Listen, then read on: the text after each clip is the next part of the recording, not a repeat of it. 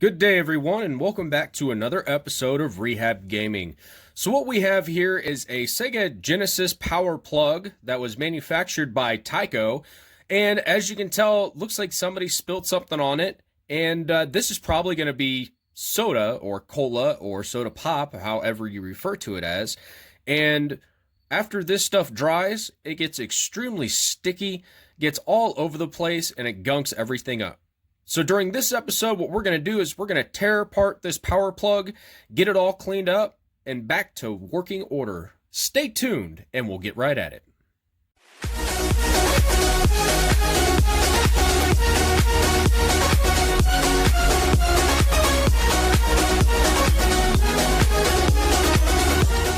Alright, so first things first, what we're going to do is we're going to flip the power plug over and we're going to remove the screws that secures both halves of the power plug shell. And it looks like this has 8 screws holding it together in total. There's going to be 4 at the top. There's going to be 4 at the bottom. Now, these are a fine tip Phillips head screw that is in the screw holes of this device. So we're going to go ahead and pull all the screws out and look how bad the damage is on the inside and see how much of this pop actually got down inside this device.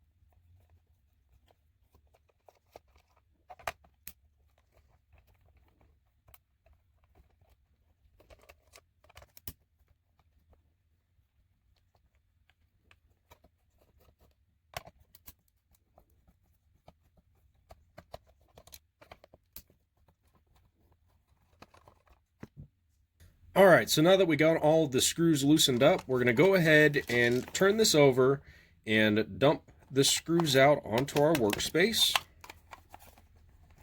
Make sure that all the screws come out.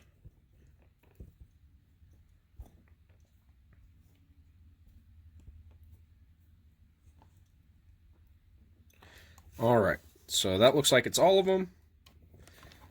Go ahead and set this up here. Now, there are going to be 2 screws that are longer than the rest. I'll go ahead and give you a nice comparison there. So all of these screws over here are all the same size. These 2 screws are the same size as one another. However, they are longer than the rest of the casing screws for the power plug. Now those long screws actually go down in here on the front side where your controller port is. And just make sure that you remember that the long screws go into these holes, and make sure you get them put back in their proper place once you get all of it taken care of. And we're going to go ahead and separate the 2 halves very carefully. And this is what we're greeted with inside. So the main wire for this comes in, splits up into all of these smaller conductors. And then you also have a small speaker here attached to the bottom casing side that run up here to the board. So just be mindful when you're pulling this apart make sure that you don't break these wires that go to this tiny little speaker here. And as you can see on the inside, there is quite a bit of junk down in here. Something really got in here and messed a whole bunch of stuff up. So what we're going to do is we're going to look at all this and we're going to clean it up just to make sure that no corrosion has taken place on any of the contacts, pads, or anything like that. And we're actually going to give this case a good soaking and get all that gunk out of there. All right, so we're going to take a look at the case, and it looks like this speaker right here was mounted in there with some hot glue. I peeled that away, and it seems that this speaker is going to be a little difficult to get out of there. So what I'm going to do is I'm actually going to leave the speaker attached to the outside of the casing, and I'm actually going to lift the controller port out that's connected to this ribbon cable. Make sure we don't have any screws that is holding this board down into the top side of the casing. Grab a Phillips head screwdriver, gently lift up. Make sure you get the board off of the posts. There are posts right here where the original screws went for the housing that this board actually sets on. Now while you're doing this, be extremely careful. Make sure you don't get against any of the components on the other side. Make sure you don't break any of those off.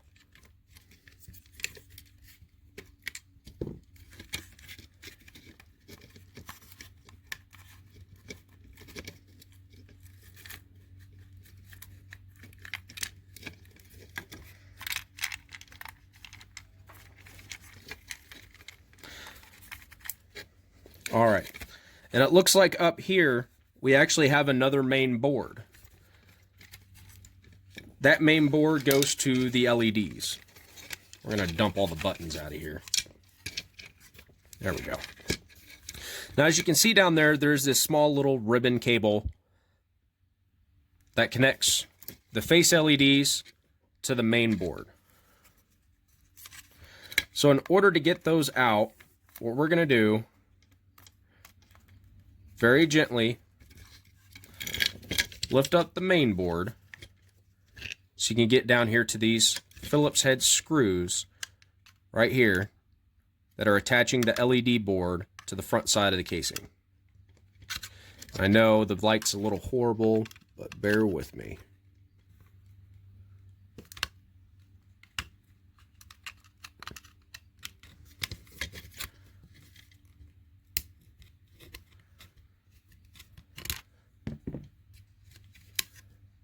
And these are going to be black screws that are holding the LED board into place.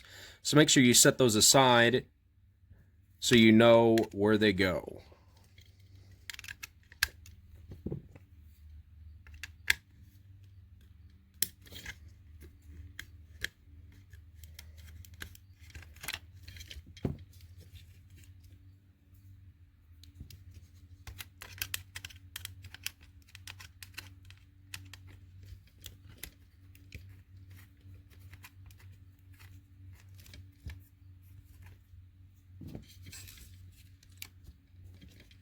All right, so we got the 3 screws out. What we're going to do is go down here with our flat tip screwdriver, lift this board away from the faceplate, being conscious about not breaking anything off on the underside. And there you go. The whole board assembly comes out from your faceplate. Now what we're going to do is we're actually going to soak this faceplate in some hot water with some dish soap, try and get all of this gunk out of here. We're also going to soak these buttons, and as you can tell, they're extremely worse for wear. All right, so now that those buttons and the faceplate are soaking in some warm, soapy dishwater, we're going to look at this main board here. And as you can tell, you have a couple of diodes up here. You have a couple of ICs on the board, some capacitors, and on the back side, you have your contacts for the buttons. You also have the ribbon cable attachment for your LED assembly. And what we're going to do is we're going to take off the rubber membranes of this. Set those off to the side. And it looks like nothing really got onto the contact pads, but we're going to go ahead and clean this board up with some isopropyl alcohol, give it a good scrubbing with a soft bristle toothbrush, and get all this gunk out of here.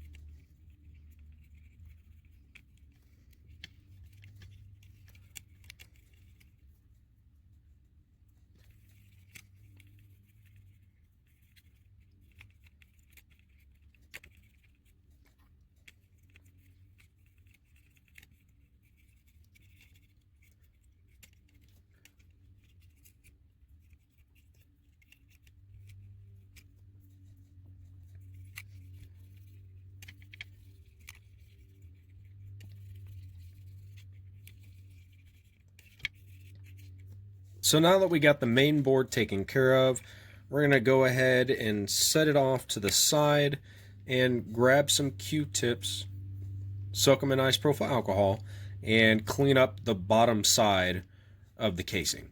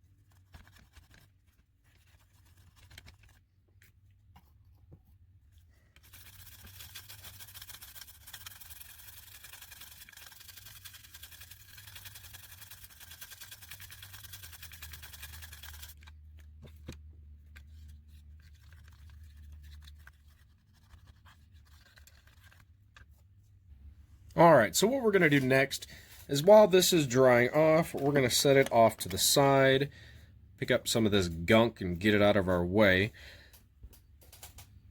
And we're going to direct our attention to the connection pads.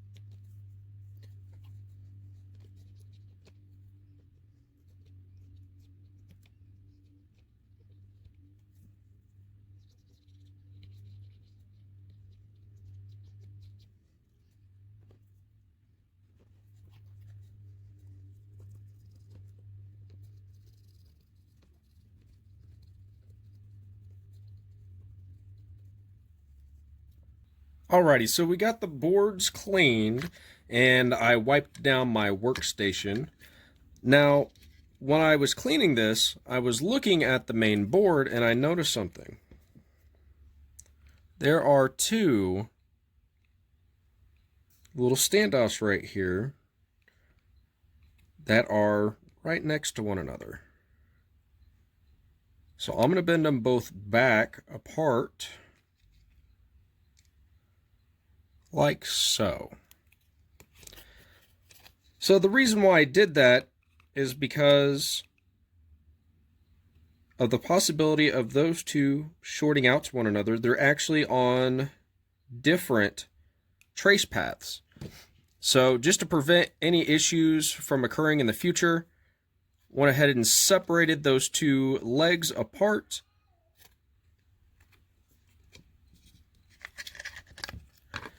And now that we got the board done, go ahead and gently set it off to the side. Make sure you don't pull any of the ribbons.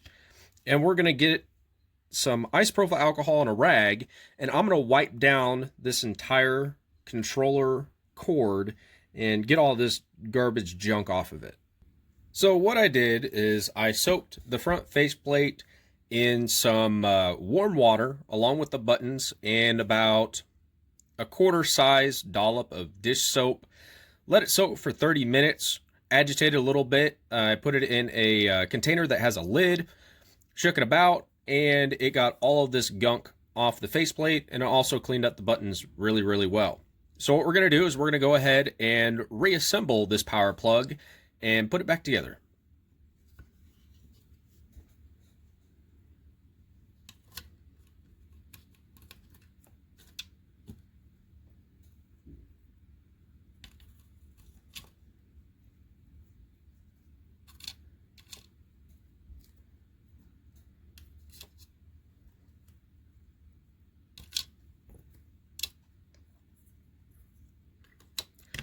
So we lined up all the tabs for the buttons so they slide back into place.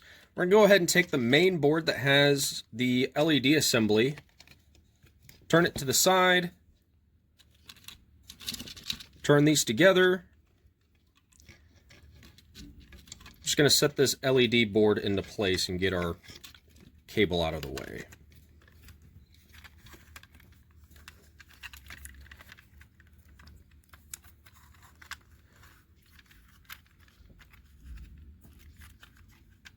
Just be mindful of the ribbon cables for the LEDs. Make sure you don't put any pressure on them so they don't come detached from the main board.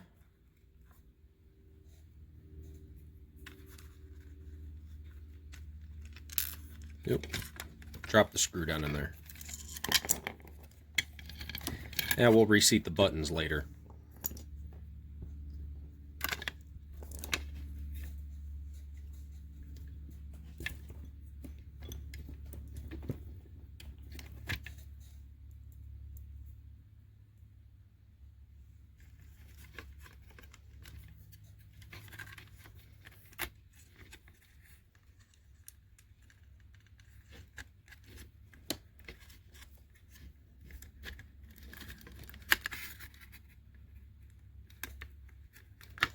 So as you can tell, with this LED board, it's extremely difficult to get the screws back down in here. So just start one of the screws, lift up the main board as best as you can.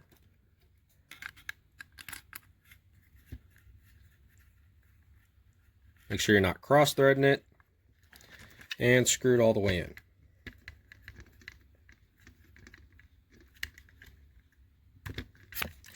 Oh, sorry for bumping the camera there. Now we got that screw in. We'll go ahead and put in the ones on each side.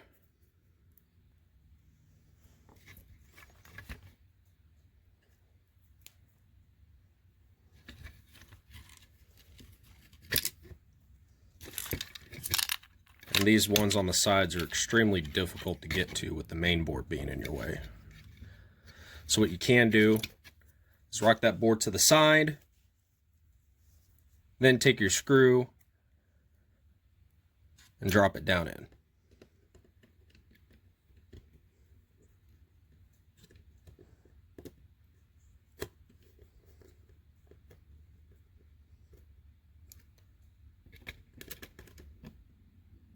And we're going to do the same for the other side.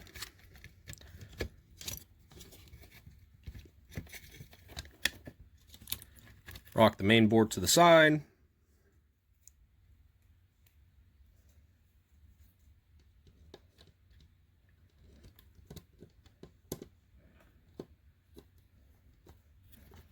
And send that screw home. Double check all your screws. Make sure they're tight. Now we can go ahead and put the buttons back in.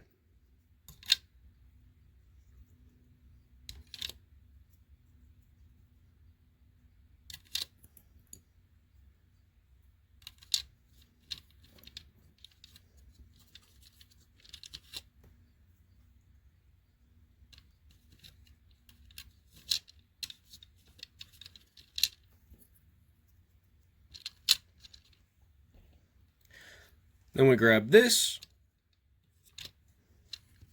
and we'll just lay it in there like that. Take the main board, rock it down,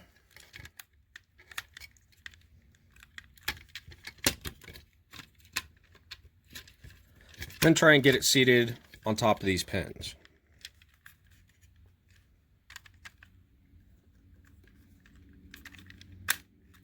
And it clicks right into place. Make sure the controller port drops down into the studs like that.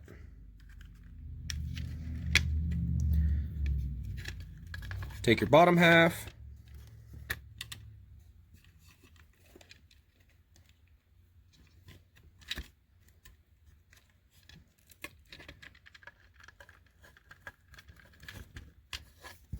make sure not to bend the speaker wires.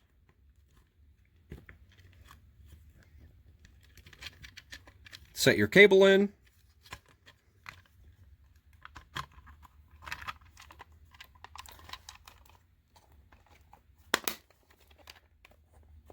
And then she snaps back together like that. So what we're going to do is we're going to start with the long screws over here by the controller port. Drop those in.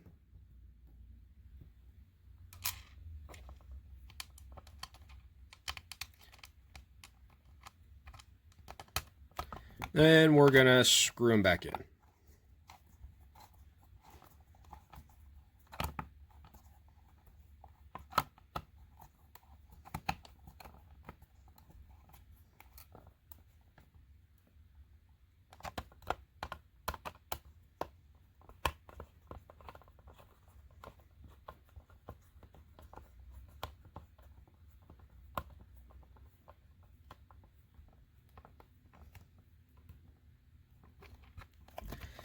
Now that those are into place, it's going to hold everything together. Get the buttons a good test.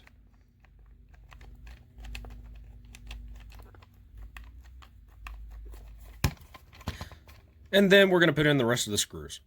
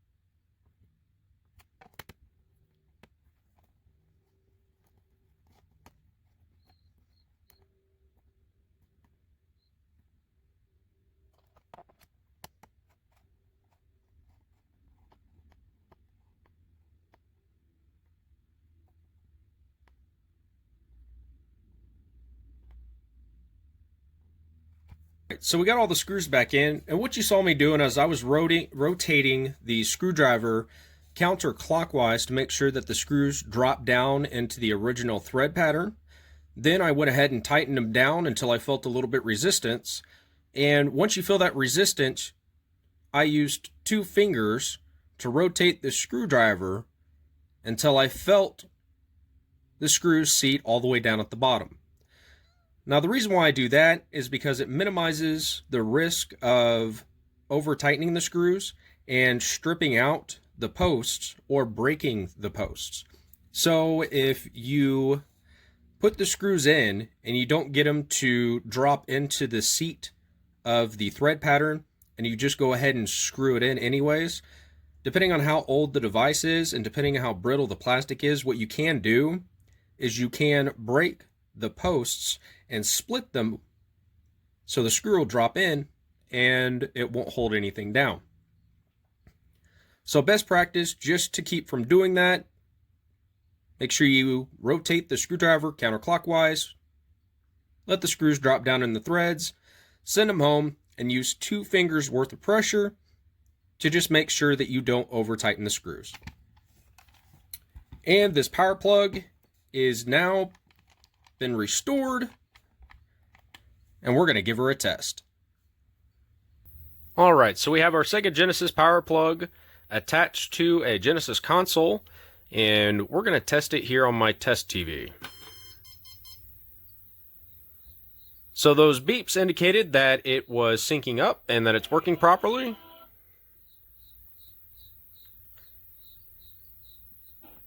And now we're going to test controller input.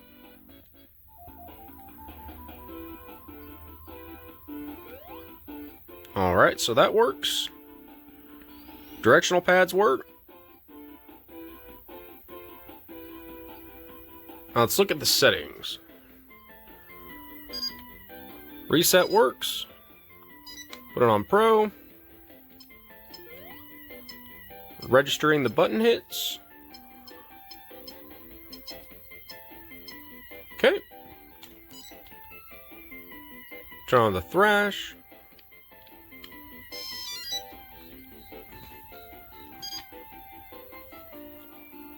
Steering.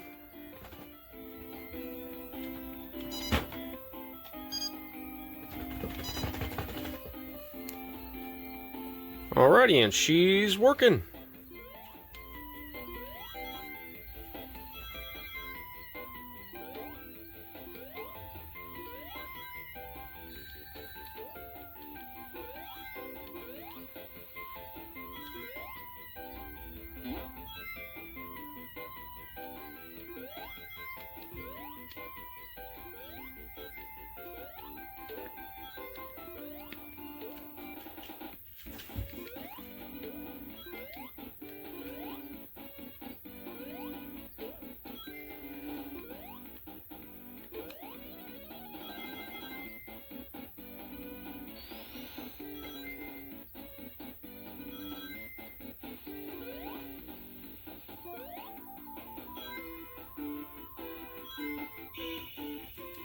And there you go.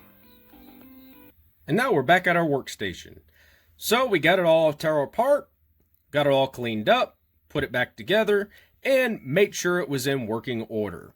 Now, unfortunately, the SEGA Genesis Model 2 console that I have, the only input that I have currently on hand is an RF input, so that's the reason why the image quality while we were testing it was so poor.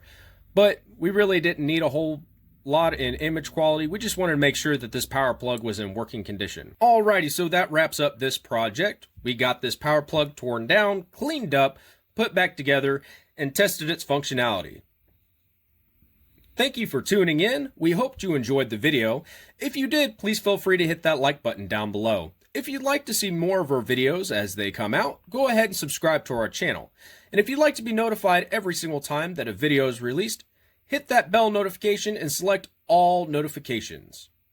If you'd like to follow us on Facebook, please go ahead and do so at Rehab Gaming YT.